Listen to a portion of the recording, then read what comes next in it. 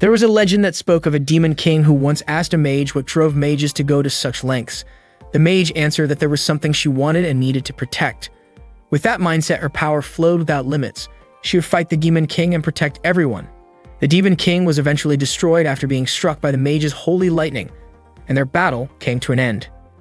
Fajiti was a city located in the southern region of the Alzano Kingdom. This city was born and developed alongside the Alzano Imperial Magic Academy. That day, Rumia saw a man who had hurt his finger while trying to light a fire. She approached him and healed the wound using her magic. The Alzano Kingdom was known as the center of magical power because the Alzano Imperial Magic Academy had been standing for over 400 years. Thanks to Rumia's spell, the man's injury healed completely. He guessed that Rumia must have been a student at the academy and praised her for her skills. Rumia told him that, in reality, using magic outside the academy was forbidden, and she asked him to keep it a secret. The man thanked her just as Sistine came over. Rumia then said goodbye to the man before continuing on with Sistine. The academy was not only proud of its long history, but was also a center for advanced magical studies, praised as one of the most prestigious schools. Many well-known mages were alumni of the academy. As Rumia and Sistine walked to school, Sistine wondered why Rumia had not gone on ahead as she had asked. Rumia explained that she could not leave the daughter of the house she was staying in by herself. Sistine told her not to say things like that, even as a joke, because she already thought of Rumia as family. Rumia apologized. Rumia then mentioned that it was unusual for Sistine to forget something. Perhaps it was because of that matter. Their teacher, Mr. Huey, had suddenly retired, and today they would have a substitute teacher. Sistine hoped the substitute would be like Mr. Huey. As they were walking, a man suddenly came running toward them. Sistine quickly used her magic to throw him into the air, and he landed in a nearby fountain. Rumia quietly asked Sistine if she might have gone too far, and Sistine admitted that she had. They went over to the man, who was now soaking wet but thankfully unharmed. The man asked if they were all right and warned them to be careful since cutting across like that could be dangerous. Sistine was confused because it was the man who had been charging toward them, but Rumia pointed out that Sistine had attacked with magic without warning and suggested they apologize. Instead, the man became even more smug, insisting it was their fault. He then placed a hand on Rumia's shoulder, saying she looked familiar. Seeing his lack of manners, Sistine once again used her magic to send him flying into the air, annoyed that he had touched a girl so casually. Meanwhile, Harley expressed his doubts about the new substitute teacher to Rick, the head of the academy. Rick explained that the substitute had been personally recommended by Professor Celica. In Rumia and Sistine's class, all the students were waiting for the new teacher. More than half the class period had passed, yet the teacher still had not arrived.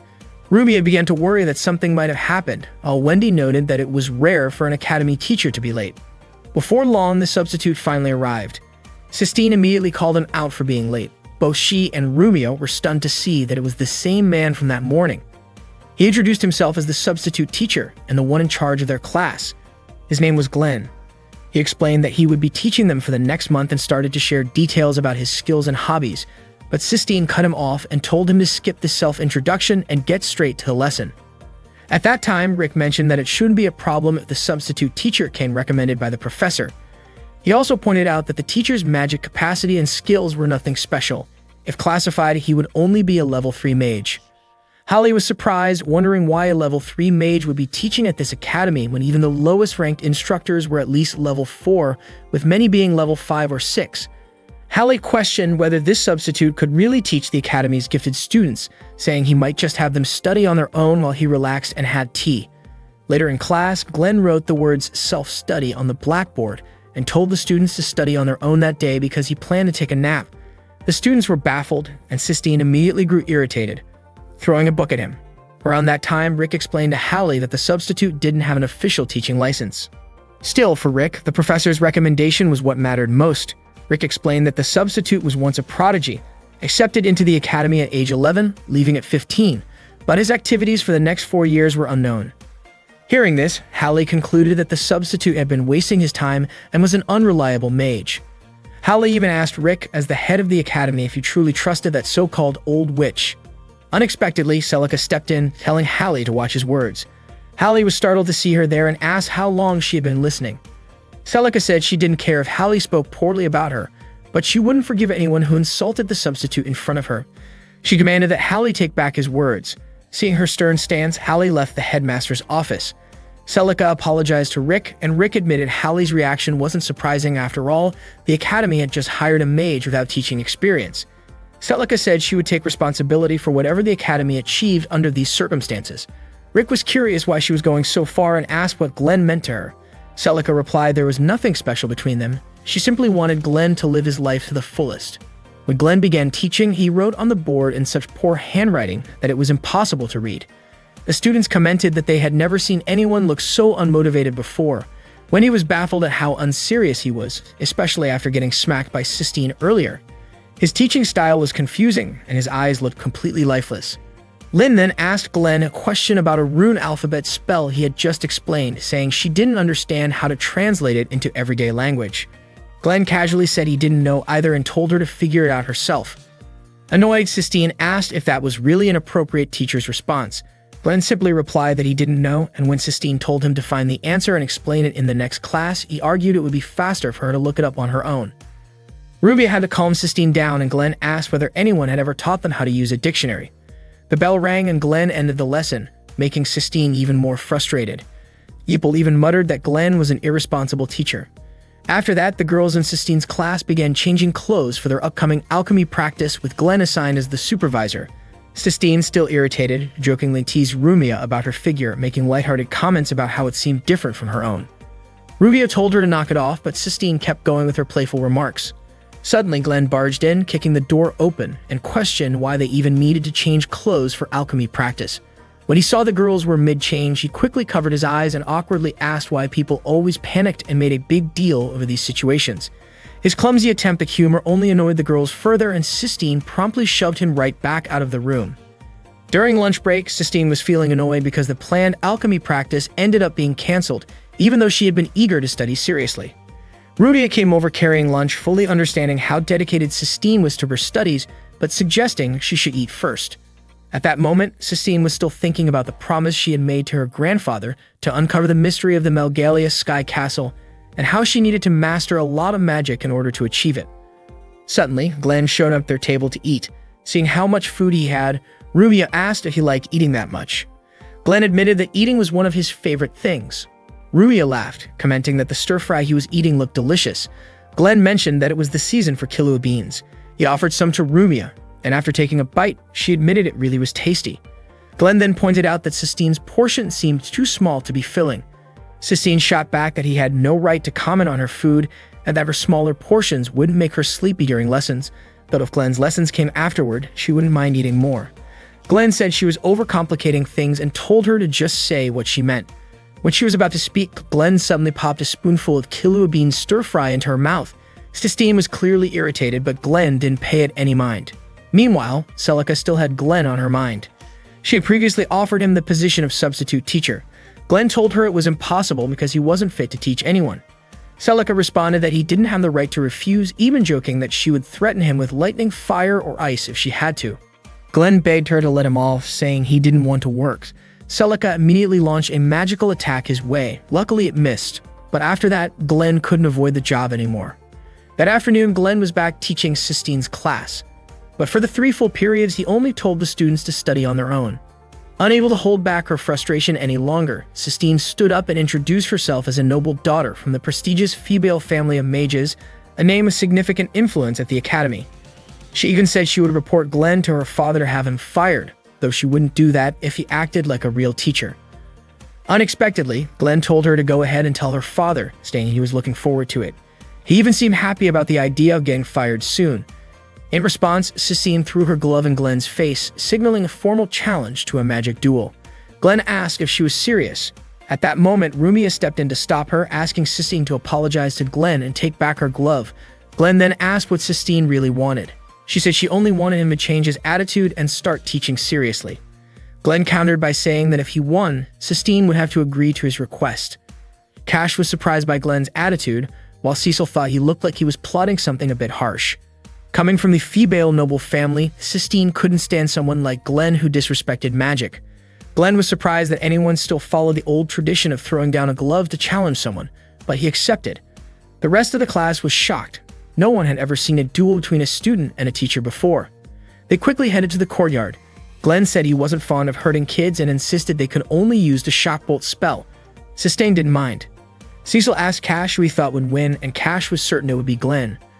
Terasal wondered if Glenn was intentionally making it harder for Sistine by limiting the fight to Shock Bolt, but Giebel wasn't so sure, explaining that Shock Bolt was actually a versatile spell and one of the first defensive spells they learned, using electricity to incapacitate the opponent.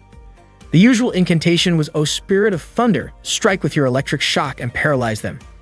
In a real fight, though, the winner was usually decided by who could shorten the incantation and cast faster, meaning Glenn must have been confident in his casting speed, especially since he had been personally recommended by Professor Celica. Glenn told Sistine she could attack from any direction. Sistine refused to back down, thinking to herself that as long as she stayed true to who she was, she would never allow a man like Glenn to roam free. Even if she were humiliated, she would still refuse to give in, because her pride as a mage was on the line. Sistine cast a spell and aimed her magic attack at Glenn.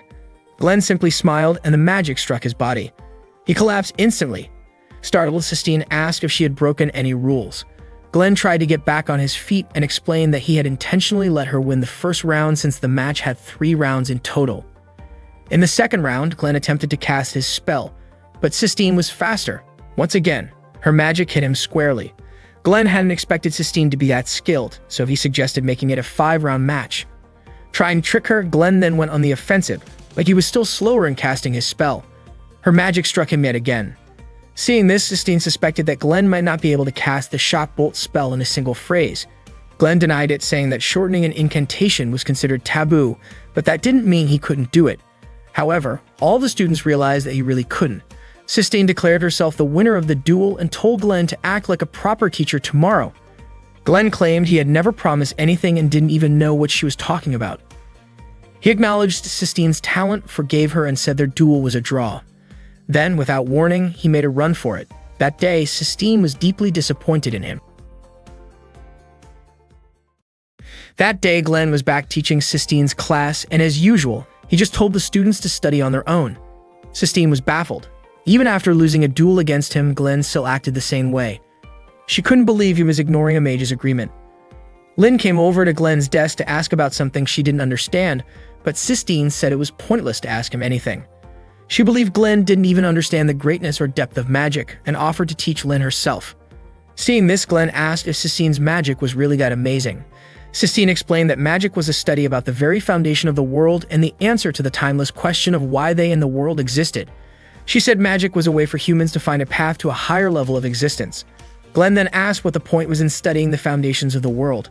Sistine replied that she had already explained it. It was to reach that higher level. Glenn asked what higher level meant. Was it becoming a god? And what real benefits did magic bring to humanity? He gave an example. Medical science could save people from illness, agriculture and architecture could benefit society in countless ways, but magic, in his view, had no real use. Sistine insisted magic wasn't that shallow. It was about searching for the meaning of the world and humanity itself. But Glenn was only baiting her. He suddenly claimed that magic was useful for killing people. The whole class froze in shock. Glenn went on, saying that while swordsmanship might kill 1 person, magic could kill 10, and no other field could match it in that regard. He added that magic was deeply connected to killing, and that it was a worthless field that had advanced by taking lives. He honestly didn't understand how people could spend their whole lives studying something so pointless. Unable to accept that, Sistine slapped him hard, tears welling up in her eyes before she ran out of the classroom. That afternoon, Glenn started reflecting on what was so great about magic. He realized the problem wasn't with magic. It was with his own immaturity. He decided to finish his work for the day, and after that, he knew he'd have to make it up to Celica. If he worked hard enough, he was sure she'd forgive him. While wandering through the academy, Glenn spotted Rumia in a room, drawing a magic circle. He immediately went over. Rumia apologized, saying she just wanted to practice making one. Glenn agreed to supervise. Rumia told him the magic circle wasn't working at all. Glenn explained she was missing Mercury. In his view, students often focused too much on invisible concepts while ignoring what was right in front of them, and that proved they tended to overestimate magic. After pouring Mercury into the circle, he told her to try again using the full 5-word arrangement from the textbook, without abbreviating anything. When Rumia recited the spell, the circle lit up beautifully. It was the first time she had ever seen such a perfect magic circle. Glenn told her that anyone could do it. Seeing how happy she was with her first successful magic circle reminded him of the first one he had ever created. On their way home together, Rumia asked if Glenn actually liked magic, since she'd seen him smiling earlier, but Glenn insisted he hated it. She then asked what he had been doing before becoming a teacher at the academy. Glenn admitted he had just been a shut-in, living off others, and that he had been relying on Celica for a whole year. When Rumia tried to dig deeper, Glenn told her not to ask about his past. Instead, Glenn asked why Rumia and her friends were so obsessed with magic, when in his opinion it didn't deserve such admiration. Rumia explained that she wanted to make magic truly useful for humanity. To do that, she needed to understand it better. He also had a debt to repay to someone. When Glenn asked what she meant, Rumia told him that 3 years ago, she had been exiled from her home. Around the time she started living with Sistine, she was captured by an evil mage and almost lost her life, until a heroic mage appeared and saved her. The hero defeated the evil sorcerers one by one. At that moment, Rumia was terrified. But once she realized that the hero had saved her, she felt a strong desire to lead humanity so it wouldn't fall behind in the study of magic. To do that, she knew she had to deepen her understanding of magic. She believed that was the only way she could truly thank the man who had rescued her. In her heart, she thought of him as the one who brought light when she had been crying alone in the dark. That night, Rumia reminded Glenn to apologize to Sistine. She told him it mattered because Sistine had a deep connection with her late grandfather through her magic, and that bond was important to her. It turned out that Sistine's grandfather had once told her the reason he became a mage was to reach the celestial castle of Melgalius. When she was a child, Sistine had told him that she would become an even greater mage than he was and uncover the secrets of that floating castle. The next day, Glenn apologized to Sistine in front of the whole class. He admitted he had gone too far, and after that, he began the day's lesson. But before starting, he bluntly told the students that they were all fools, which naturally shocked everyone. He explained that after observing how they studied, it was obvious to him that they didn't truly understand magic. The students weren't happy about being called out like that. Hebel, for instance, couldn't believe those words had come from a third-rate mage who supposedly couldn't even recite a single line of the Shockbolt spell. Glenn decided to prove a point. He started with the Shockbolt incantation and called them fools again for not realizing something so simple. He recited the standard 3-line spell and cast it. Hearing this, Teresa dismissed it as unimpressive because he had taken 3 lines to do it, and Wendy smugly claimed they had all mastered it long ago. Glenn pointed out that those with proper control could shorten it to 2 lines, but then he posed a question. What would happen if a 3-line spell was expanded into 4 lines instead? Hebel quickly replied that the spell would fail, and Glenn agreed, but asked if they knew exactly what kind of failure it would be. Wendy confidently said the magic would just go wild. Glenn doubted her supposed mastery of Shockbolt, then demonstrated what he meant, casting a 4-line version, which caused the bolt to curve off course. Everyone was stunned. He went on to explain that making it 5 lines reduced the attack's range, and removing even a single word caused the effect to vanish quickly. Glenn told them that magic was essentially an evolved form of automatic suggestion, and that the runic language used for incantations was the most effective tool for activating it. This language reached into the subconscious mind, allowing one to influence the fundamental principles of the world. Magic, he said, wasn't about studying the principles of the world, it was about exploring the human heart. Seeing the students still doubtful that ordinary words could have such power, Glenn gave an example. He casually called Sistine White Cat, which made her visibly annoyed. Then with a straight face, he told her he had loved her from the first time they met. In an instant, the white cat turned bright red. That, he said, was proof that ordinary words could influence someone's mind. Sistine promptly threw a book at his head in frustration. Glenn explained that magic worked a lot like grammar and sentence structure. Both could shape the subconscious however one wanted. He gave another demonstration, surprising the class when he managed to cast a spell while speaking in a lazy, almost careless tone. The trick, he told them, was to let the subconscious handle the incantation. He then asked what came to their minds when they heard the words white cat. The same principle applied to spells. If they understood the meaning behind them, pronunciation wouldn't be hard. But if they ignored the fundamentals and only memorized what was in the books, then their learning process would be foolish. In his view, they were nothing more than mages who could only parrot incantations. After that, Glenn began teaching them the true basics. Rick acknowledged Glenn's talent in teaching, and Celica wasn't surprised at all since Glenn had always been gifted at guiding other students. Celica even mentioned that Glenn was the best student she had ever taught from the very beginning. Unfortunately, Hallie didn't share that sentiment and was even planning to have Glenn expelled from the academy. Meanwhile, Glenn explained to his students that most of them tended to see both common and unique magic as something impressive, when in fact it wasn't always that great, especially if they skipped over mastering common magic first. Without that foundation, using advanced magic would be pointless. That afternoon, Glenn sat on the school rooftop, lost in thought about Rumia and Sistine. Celica came over and asked if he was spending his youth daydreaming, since lately he seemed a bit more energetic. She teased him, saying that before this, he'd been like a fish dead for a month, but now he was like a fish dead for just a day. Glenn apologized for troubling her. Celica then told him she would be leaving the next day for a magic negotiation. Since Huey would also be away, the class Glenn was teaching would have an extra lesson. She reminded him not to do anything strange with the students while they were gone. Glenn replied that it would never happen, especially since he was used to seeing women like Celica and therefore wouldn't be interested in ordinary girls. Hearing that, Celica suddenly hugged him from behind. Glenn felt uncomfortable and quickly freed himself from her arms. Not long after, Rumia and Sistine showed up to greet them. Rumia wanted to ask something, but Glenn, in his usual smug tone, said that a great teacher like him would be giving advice to his foolish student. Sistine was clearly annoyed by his behavior. Later that night, while Rumia was brushing Sistine's hair, she mentioned that Glenn's explanations were easy to understand. Sistine admitted Glenn was great as a teacher, but terrible as an ordinary person. Rumia suddenly brought up the time when she had first come to Sistine's house and they weren't close yet. Over time, they grew more comfortable with each other, so Rumia was confident that Glenn could eventually get along with Sistine too. Sistine, however, wasn't interested in that idea. That night, Lake, Carol, and Jin discussed a plan that had been delayed because Celica had taken Glenn with her. They decided to proceed with it the next day when the magic negotiations began. The next morning, Glenn ran to school because he was late. When he arrived, he called out for someone to come out, saying he could see through their hiding spot. The person turned out to be Carol, who praised Glenn for spotting him even though he had been using a quick defensive spell.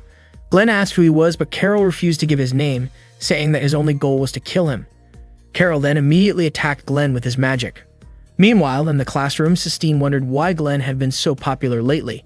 Rumia teased her, asking if Glenn's fame was making her feel lonely. Sistine denied it. Suddenly, Jin and Lake entered the class, claiming that their teacher couldn't make it, so they would be substituting. Sistine scolded them, reminding them that outsiders weren't allowed in the school. Without warning, Jin launched a magic attack that nearly hit her. Sistine realized that the magic was military grade. Jin threatened to deal with anyone who resisted and said they were looking for a girl named Rumia. Naturally, no one admitted anything. He then questioned Lin, but she refused to tell him anything. Sistine asked what they wanted with Rumia, which seemed to annoy Jin, and he prepared to attack her. Seeing this, Rumia stepped forward and admitted her identity. Jin said he already knew which girl was Rumia. He had just been toying with the idea of harming innocent people. Lake told Jin to stop fooling around, and then they asked Rumia to come with them. Sistine tried to stop her from going, but Rumia said she believed that Glenn would come to save them. Jin then claimed that he had already killed Glenn, which left both Rumia and Sistine in shock. Left with no choice, Rumia went with them. She asked why they were after her, and Lake explained that Rumia, better known to him as Princess Ermiana, was not supposed to be alive. If she had been allowed to live, there had to be a reason. At that moment, Jin seized Sistine and dragged her into a room with bad intentions. Sistine declared that she was the daughter of the noble female family. Jin admitted that Rumia wasn't his type because she looked fragile, though she had a strong spirit. On the other hand, Sistine might seem strong, but in his eyes, she was just a girl hiding her weakness behind a mask, and he liked girls like that. Sistine firmly stated she wouldn't give in. But when Jadis tore her clothes and tried to get closer, she desperately pleaded with Jin to stop. Jin was surprised that she seemed to give up so quickly. With tears in her eyes, Sistine wished someone would help her. Just as Jin was about to go further, Glenn suddenly swung the door open, casually apologizing for interrupting. Sistine quickly begged him for help. But as Glenn stepped forward, she suddenly urged him to run, warning that Jin's power was far beyond his. Jin hurled a spell at Glenn, but it had no effect, no matter how many times he tried. Glenn explained that magic wouldn't work on him because he was using Arcana card to seal all magic within a certain range around him. It was his own original spell called the Fool's World. Jin was stunned, wondering just how powerful Glenn really was. Even Sistine was shocked. If Glenn could seal magic, it meant he couldn't be beaten by any mage. But Glenn admitted that the spell also affected him, meaning he couldn't use magic either. Jin laughed at the irony, asking how a mage could fight after sealing his own magic. In response, Glenn charged at him and landed a series of barehanded blows, taking him down with ease. Jin was left wondering who Glenn really was and why he could fight like a soldier from the royal army. Glenn introduced himself as a substitute teacher, and Jin realized that meant Glenn had already defeated Carol. He was shocked that a mage would choose to challenge someone using only punches. Glenn then said that if Jin didn't want to lose to a punch, then he should get ready to be defeated by a magical punch, which, in a surprising twist, turned out to be a kick. Glenn managed to take down Jin without using any magic. He knew Sistine must have been terrified after what almost happened to her, so he asked if she was hurt. Sistine assured him she was fine. Glenn thought she might say he wasn't fit to teach anyone since his hands had just been used for violence, but instead she pointed out that his pants had slipped down. Sistine then mentioned there was still one more person who had taken Rumia, and it seemed Glenn would be interrogating Jin later. Not long after, Celica finally managed to contact Glenn after he'd been having trouble reaching her. Glenn explained that the intruders had broken through the protective barrier, isolating the academy, and had taken the students hostage. Celica asked if Glenn knew who the intruders were. Seeing the tattoo on Jin's body, Glenn told her they were members of the Heavenly Gospel, a secret society of dark mages, a notorious terrorist group in the Empire's history. These intruders shouldn't have been able to get past the Academy's magic defenses, which meant someone on the inside was helping them. Glenn asked Celica to investigate any suspicious instructors and request assistance from the Magic Court, but she said she couldn't because she was just a regular teacher without that kind of authority. Glenn urged her to come to the Academy using a magic circle. Celica told him to calm down, explaining that if the barrier had already been destroyed, the teleportation circles were likely the first thing the intruders would have taken out. Still, she promised she'd hurry there and told Glenn not to die. At that moment, Glenn noticed Sistine staring off in thought. She asked if they weren't going to get any help. Then, without warning, she bolted off, determined to rescue Rumia. Glenn stopped her, telling her it would be suicide. Frustrated and in tears, Sistine admitted he was right, that magic felt useless and was now putting Rumia in danger. Glenn told her not to cry. He reminded her that Rumia wanted to make magic something that could help people, and because of that, she wanted to understand it better. For that reason alone, Glenn said he wouldn't let Rumia die. He promised to take down the two enemies that were left. Suddenly, Jin started laughing, saying that Glenn was just an ordinary man like him. Sistine disagreed, saying Glenn was nothing like Jin or the others, but Jin insisted that Glenn was the same kind of scoundrel and killer as he was. Out of nowhere, a portal appeared, bringing in an army of skeletal golems. Jin grinned, thinking his reinforcements had arrived, but the golems immediately turned on him and killed him instead. Sistine froze in shock, and Glenn quickly pulled her back. He punched one of the golems, only to find its bones were incredibly tough. Sistine lent her magic power to help him, and Glenn smashed one of the golems to pieces with a single blow. Glenn then told Sistine they needed to run, but the skeletal army kept chasing them. Glenn decided to hold them off and told Sistine to use the Gale Blow spell, but to make it wider and last longer. Sistine was confused about why it had to be so complicated, and Glenn warned he'd dock her grade if she couldn't do it. Determined, Sistine agreed to try. While Glenn fought off the golems, Sistine chanted her spell. Once it was ready, Glenn told her to unleash a storm barrier to trap them. The golems weren't completely stopped, and Sistine apologized, but Glenn said it was enough and asked her to keep it going. He then began chanting a high-level incantation, unleashing a modified black magic spell called Extinction Ray, an attack powerful enough to erase the skeletal army and take out part of the school building in the process. Sistine never expected Glenn to pull off such a high-level spell, but right after that, Glenn suddenly collapsed and coughed up blood. He had pushed himself way too far, burning through all of his mana by forcing a spell that was well beyond his limits. Glenn tried to get Sistine to move somewhere safer, but suddenly Lake showed up, his sword magic already activated. Lake admitted that he had underestimated Glenn, who somehow managed to use the Extinction Ray despite being only a third-class mage. He also hadn't expected Glenn to have defeated Carol and Jin. Glenn asked Sistine if she was strong enough to neutralize Lake's sword magic with Dispel Force. Sistine honestly said there was no chance of that happening. Glenn then pushed her out of the way. Lake asked why Glenn wasn't running. He said he knew Glenn could use the Fool's World spell to cancel magic, but that technique didn't work once a spell was already active. Lake then sent his swords flying, and one of them managed to cut Glenn. If Glenn had been able to use Fool's World, those swords wouldn't have done a thing. Glenn tried to cast Red Lion, but Lake quickly disrupted it. Lake called Glenn slow and started casting Red Lion himself, but Glenn immediately countered with Savage Lightning Emperor and a Spear of Light aimed straight at him. Lake blocked with both swords. He figured it was safer to evade using his swords, because if he tried to continue with magic, Glenn would just nullify it and force him into a physical fight. On the other hand, if Lake stuck to sword combat, he risked taking a direct hit from Lightning Pierce. Lake was now curious about who Glenn really was. Glenn simply said he was just a substitute teacher. Lake didn't buy it. He then launched all four of his swords toward Glenn. Glenn tried to cast Dispel Force, but before he could finish, the swords pierced him. Lake realized Glenn was completely out of energy. Fortunately, Sistine had been quietly casting Dispel Force herself, restoring Glenn's strength. Grabbing one of the swords, Glenn dashed straight toward Lake. Lake tried to reactivate his sword magic, but Glenn was already right in front of him and drove the blade into his body. In that moment, Lake remembered hearing about a skilled mage killer working with a court mage course. Then he collapsed. Glenn hated having to do something so unpleasant, but he was relieved Sistine had understood what he was trying to do earlier. After Sistine had fallen, she realized she had only been a burden to him. But she also remembered his earlier question about neutralizing Lake's sword magic with Dispel Force, which told her that if Glenn had only been trying to help her escape, he wouldn't have asked that at all. After that, Glenn told her they needed to get moving. Sistine warned him he wasn't in any shape to fight, but he said there was no time to think about that. Before long, pain hit him again. Sistine tried to heal him with magic. Glenn muttered that all he'd ever wanted was to be a heroic mage. Eventually, both of them drifted off to sleep. When Glenn woke up, he got a call from Celica, who asked about the situation.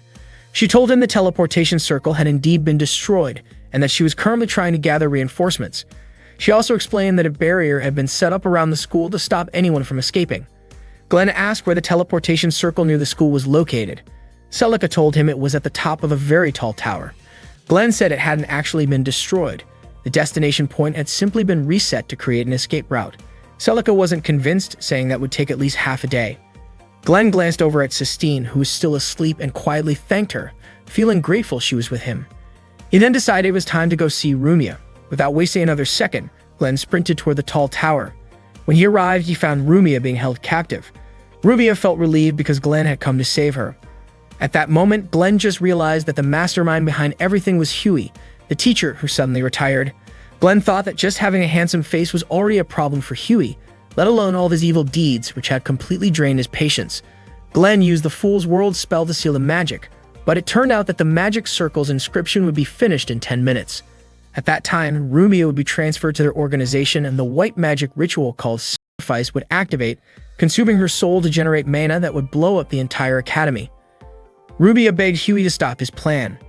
Then Glenn realized that Huey was the missing teacher before he arrived. He would explain that the human bomb had been planted a year ago, prepared for the right moment.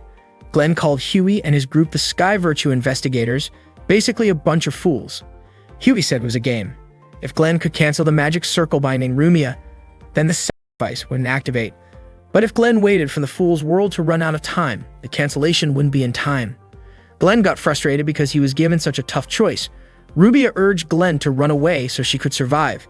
Huey also warned that Glenn couldn't kill him because if Huey died, all the magic binding Rumia would activate immediately. With no other choice, Glenn bit his hand to draw blood. Rumia was obviously shocked to see this. Glenn quickly wrote a spell using his blood to break the magic circle. Huey didn't expect Glenn to use his own blood as the trigger and admitted it was an extraordinary method. The spell Glenn recited was meant to break the magic circle and calm the foundation of all the principles. Glenn succeeded, but Huey told him to hurry because that was only one layer of the circle, and there were 5 layers total. Hearing this, Glenn got even more annoyed and immediately started writing the spell with his blood on the next magic circle. Rumia felt very worried about Glenn's condition and asked him to save himself, but Glenn told her to be quiet. Rumia warned that if Glenn kept using the magic like this, he might die. Glenn replied that if he died, Sistine would probably be happy. Rumia started crying and asked why Glenn was willing to go so far and even sacrifice himself. Glenn confessed that he always wanted to be a heroic mage, but the magic world was a dirty and bloody place. He realized he had wasted his life, but despite that, he refused to give up. He said if he ran away now, the life he spent trying to be a hero would be meaningless, and he didn't want that to happen. That was when Glenn felt extremely frustrated. Glenn got his spirit back because there was only one last layer of the magic circle left. Unfortunately, he was vomiting blood and had no strength left. Rumia screamed hysterically, seeing Glenn helpless. Glenn even tried crawling closer to the magic circle, but he couldn't reach it because he was out of mana. Glenn apologized to Rumia and immediately lost consciousness. Rumia shouted Glenn's name and pushed through her pain to pull her hand out of the magic circle. He was shocked by what Rumia did. Her hand finally reached Glenn, and she knew it was because Glenn wouldn't give up that her hand could reach him. She started restoring Glenn's strength. Slowly, the power she gave flowed into Glenn's body. Seeing this, Hugh became even more scared. Not long after, Glenn woke up. It turned out that Rumia had saved him. Glenn had heard before about someone with a special ability to increase the power of those she touched. Glenn got back up and quickly wrote his blood on the magic circle to break the last layer. The magic circle shattered and the blast spread out of the tower. Sistine saw the explosion from below. Huey admitted defeat and asked whether he would die for following the organization's orders or for betraying the academy. Glenn didn't care. He felt pity but said it was all Huey's fault for not choosing his own path, so he had to pay for his bad actions himself. Glenn then punched Huey in the face, knocking him down. Soon after, Sistine came up to the tower and approached Rumia. Rumia asked Sistine to be quiet because Glenn was sleeping on her lap. Sistine was very grateful to Glenn for saving her. The next day, Glenn found out that Rumia, who was said to have died from illness 3 years ago, was actually Ermiana's daughter. Celica explained that the punishment for those with special abilities was still very harsh, especially if an entire noble family was angered. At the school, only Celica and the principal knew the truth about this. Glenn didn't really care about that, but Celica asked why he still wanted to be a teacher despite everything. Not long after, Glenn heard Rumia's voice calling him from downstairs. It turned out Sistine wanted to ask about the lesson Glenn had just explained. Glenn admitted that he wanted to keep teaching because he was curious to see what his students would achieve, and because it suited his free time well. He quickly went to meet the two of them, and Rumia deliberately pushed Sistine towards Glenn. After that, Glenn went on to meet other students who had questions about the lesson. That day at the royal palace, Queen Alicia was feeling anxious and wanted to visit the Royal Alzana Magic Academy. At the same time, Zelos was walking down the palace hallway with Eleanor. He asked Eleanor why Queen Alicia was so eager to go there. Eleanor explained that Zelos surely knew the girl who caused all the commotion was Princess Erminia's daughter. Zelos then realized that Queen Alicia was worried about the princess's safety. They immediately went to see Queen Alicia. Zelos, as the Empire's highest commander of the Imperial Guards, approached her regarding the Royal Alzana Magic Academy. He assured the queen that he would protect her safety throughout the journey and the competition. Queen Alicia thanked him for his dedication. Zelos was about to say something else, but Queen Alicia already knew about the girl who was rumored to have died. Zelos mentioned that only a few people in the kingdom knew about that, and that he understood the visit was meant to reveal the true identity of that girl. Queen Alicia ended their conversation by saying she would always remember Zelos' advice, and Zelos then left. Queen Alicia was convinced that the princess hated her. Even though she was despised and unforgiven, she still wished for the princess to be happy and healthy. The Magic Academy was going to hold a magic competition that involved each school. That day, Rumia and Sistine asked their friends who would be contributing to the competition. Sistine asked who wanted to join the flying race or the transformation contest, but all of their classmates remained silent. Sistine felt very discouraged, especially since the competition was only 1 week away. Rudy encouraged everyone to try their best, but they had already lost hope. Sistine added that if it wasn't the only reason, Teresa admitted she didn't really want to participate. Ruby had insisted that it was still a great opportunity, especially since many of them did not join last year. According to Giebel, Rumia and Sistine should not be so enthusiastic that they ended up embarrassing themselves just because the queen was visiting. That's what happens when they act too kindly and try to involve everyone. Soon after, Glenn arrived in the classroom and offered to take charge of the competition. Confidently, Glenn even called himself an excellent teacher. He asked Sistine, whom he nicknamed White Cat, to give him the list of competitions. Sistine disliked being called that, but Glenn promised he would make sure they all won the contest. Therefore, he insisted that no one should joke around and that everyone must be serious about the competition. Glenn announced that the participants for the duel and the highest scorers were Sistine, Giebel, and Cash. Wendy was assigned to the spell deciphering contest. The magic racing competitors were Rod, and Kai Cecil was selected for the archery competition. Teresa was chosen for the long-distance heavy lifting contest. Ruvia was the only one qualified for the mental restraint event. Glenn also asked Lynn to be the contestant for the transformation competition. Rubia felt touched that Glenn made sure everyone participated. After Glenn assigned everyone, Wendy suddenly objected, asking why she was not included in the duel. Glenn explained that although Wendy's spell knowledge and lists were excellent, she was somewhat slow, careless, and sometimes hesitant when casting spells. Therefore, Glenn chose Cash for the duel because he had quick reflexes and good decision-making skills. However, Wendy excelled in reading ancient languages, so Glenn asked her to score high in the quick spell deciphering contest. Hearing this, Wendy understood the reasoning. Glenn also mentioned that the magic race would involve black magic controlling gravity and was confident that Rod and Kai could handle it. He said Teresa had a talent for long-distance manipulation spells. Glenn believed that Alf Bix and Sicer, who were always together, were perfect for the Granzia contest, which required strong teamwork, especially since the three of them were very coordinated. Sistine realized that Glenn was paying attention to all of them. Although Glenn was a lousy teacher, he turned out to be quite good after all. Once everything was decided, Glenn assured them all that they would succeed. Before this, Glenn had asked Rick for an advance payment because he was out of money and hungry. However, Rick said the academy did not give advance salaries. Celica blamed Glenn and told him to manage on his own. Glenn blamed Celica, but she refused to accept the blame and grabbed Glenn's head. Rick then mentioned that there would be special rewards in next week's magic competition. Usually, the teacher of the winning class would get that special reward. That motivation made Glenn excited to win. Suddenly, Giebel asked Glenn to stop everything. Glenn asked if Giebel knew about the rating that was done to guarantee victory. According to Giebel, only the top students could finish the contests, and this arrangement happened every year. That meant it was okay for students to compete in more than one contest. Sistine disagreed and said there was no point if the competition was only for the smartest students, especially since Glenn had promised to make their class win, and that was why everyone's role was important. Sistine made sure Glenn agreed with her opinion, but Rubia noticed a different expression on Glenn's face as if he disagreed with Sistine. After that, Glenn felt discouraged because the other classes only selected their top students as participants. He had forgotten the competition rules since he had never joined before. On that day, the contestants were about to start training when suddenly Christ from the first-year class chased away the second-year students because the first years wanted to practice there. Cash was upset and argued back with him, and Glenn tried to intervene to stop the conflict. Not long after, Hallie, who was assigned as the instructor for the first-year class, arrived. Glenn greeted his senior by the name Harlem. Hallie looked annoyed because Glenn seemed to be mocking him. Glenn asked if the first-year class was training for the competition. Hallie confidently said that he would guide the first years and they would definitely win. Hearing this, Glenn encouraged him. Hallie then asked Glenn and his students to leave the place immediately, but Glenn suggested that Hallie just move closer to the tree instead. However, Hallie insisted that the second-year students leave the area. He also knew that Glenn was using all of his students for the competition. According to Hallie, using low-performing students as participants was nothing but a disturbance during practice. Glenn disagreed and claimed that all of his students were the best, and of course, they were aiming for victory. He even challenged Hallie to a bet. The prize was 3 months' salary for whoever's students won. Glenn actually panicked after saying this, but had to say it because Hallie had mocked him first. Hallie understood that research required big funding and was confident his class would win. He also said his students hoped he would accept the challenge, so he finally accepted it. Glenn admitted he was glad Hallie accepted the challenge, though deep down he was still unsure if he would win. Sistine stepped in between them and expressed her objection to Hallie dominating the training area. She even threatened to report him to the academy's head if he kept behaving like that. Hallie could not deny it.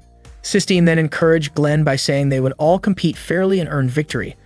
Hallie was forced to find another training spot and said that Glenn's class would regret challenging his.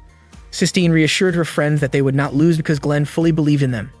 After that, Glenn worked hard to train his students for the competition.